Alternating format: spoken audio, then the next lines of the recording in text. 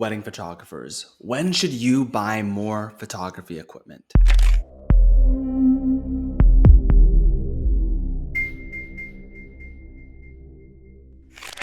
Hey guys, Jordan Correces here, co-founder of the WLMA. And if this is your first video of us that you're watching, make sure to click that subscribe button.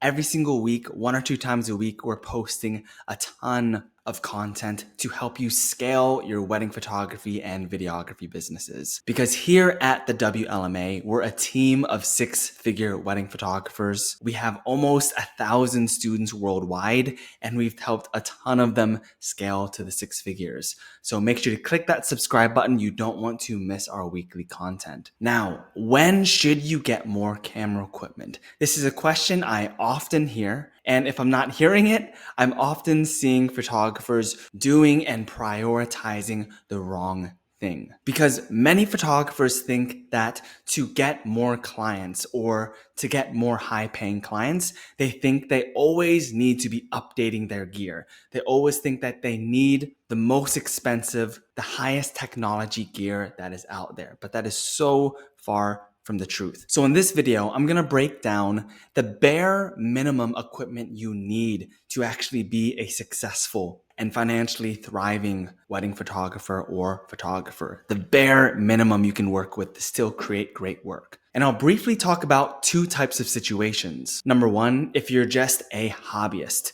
you have no desire to make this your full-time gig. And you know for the rest of your life, you're just gonna be shooting for fun. And then the situation for the aspiring full-time photographer. You don't want this to just be a side gig. You know for a fact that you wanna make photography your full-time career. And you wanna even take this to the deep 6-figure levels like we've helped a lot of our photographers. So let's dive in. First off, talking about the bare minimum equipment you need as a wedding photographer or a portrait photographer. And now this is just my opinion after shooting professionally for about 10 years. And if you don't agree with what I'm about to say, I'd love to hear your thoughts in the comments as well. So I'm first gonna start off with the bare minimum equipment for wedding photographers. Now, when it really comes down to it, if you're actually a really good photographer, you can photograph an entire wedding with one camera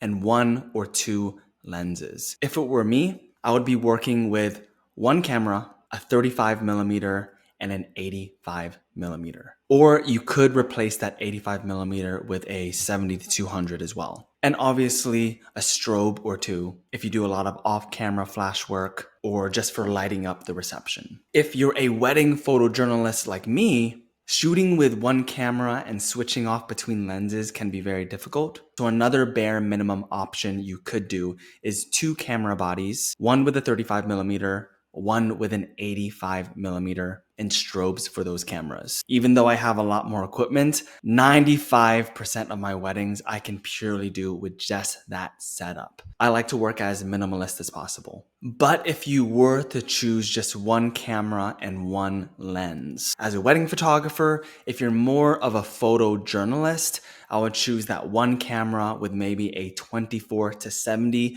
so you can get really wide, capture a lot of those candid moments, get in really close. If you have more of a portrait photographer style with your weddings, probably just that camera with a 50mm. Obviously, there's a whole ton of different lenses for different situations, guys, but I'm talking about the bare minimum. If you're a great photographer, you can handle a wedding with the bare minimum equipment. So reviewing that, either 2 cameras with a 35 and an 85, 1 camera with a 35 and an 85, maybe switching that off with a 70-200 if you don't want the 85, or if you want to go even less, 1 camera with a 24-70 or that 1 camera with a 50mm with strobes to handle tougher light situations. For a portrait photographer, I think it gets so much easier as far as the bare minimum equipment that you can work with. This also depends on your style and workflows that you like to work. But as a portrait photographer, you can get away with not needing 2 cameras. You just need that 1 camera. You can get away with just using a 50mm lens.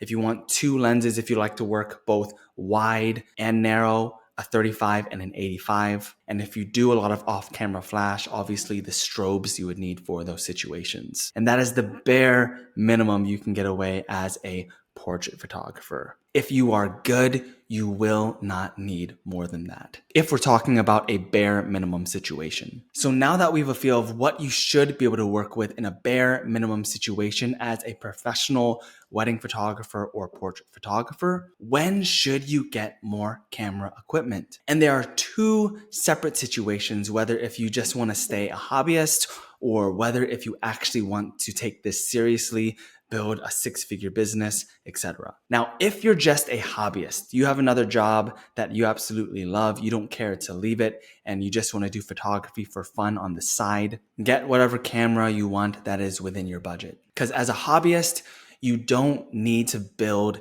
capital to be successful in what you do. As a business owner, you need to build that capital. That capital is more important. So if you are an aspiring photographer, you want to take this to the next level, you want to make this a financially thriving business, you even want to take this to the six figures like we've helped a lot of photographers, and you're at a point where you're really not bringing in that much money. You're not bringing in that many clients. You don't know how to generate leads on demand. You don't know how to get clients on demand. You don't know how to book weddings at those higher ticket prices. If you are in that situation, you should be sticking to the bare minimum equipment until you've learned to build momentum of cash flow. Because cash is king. If you're not reeling in and you don't know how to reel in cash every single month in your photography business, your business will die. That $3,000 lens that you just bought could kill your business. You know, you're a wedding photographer, you already have two cameras, a 35 and an 85. You've saved up some money and you're lusting over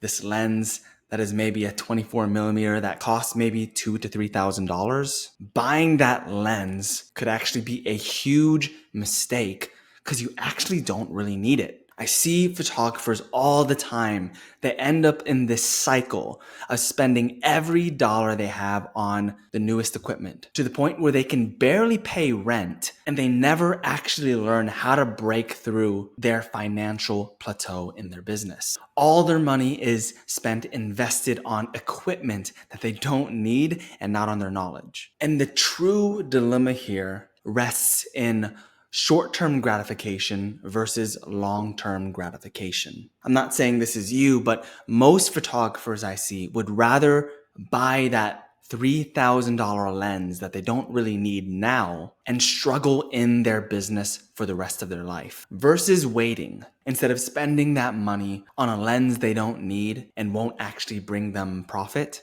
invest in your knowledge. Build that wedding photography business where you're making $200,000 a year. And once you've gotten to that point, buy whatever camera gear that you want. Because now you've built that surplus of cash. You've built that consistent cash flow. You have extra to spend on your business for greater quality. Because you know at this point how to generate wedding leads on demand, book high ticket weddings. You're not worried about that anymore. So that's my take on it, because that was my situation maybe 10 years ago. I was shooting professionally with the bare minimum equipment. No lie, I had a T1i camera with a 24-70, and then I found a couple cheap lenses used online that got the job done. My couples weren't able to tell the difference between this camera or that camera. I invested most of my time and energy on learning business skills until we could scale and build a six-figure wedding photography business. And now we're at a point where we can get whatever gear we want. We have about $20,000 of gear, cameras and lenses just right behind me right now. Just got the Sony a7 IV, which I absolutely love. So I want to know what your thoughts are. Comment below. What do you think is the bare minimum equipment you need, maybe as a wedding photographer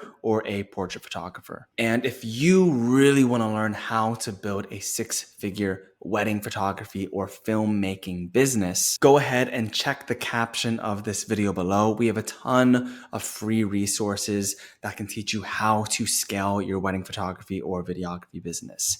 If you found this video valuable, make sure to hit the like button, subscribe to see our weekly content, comment below any topics that you'd like to learn more about, and I'll see you guys on the next one.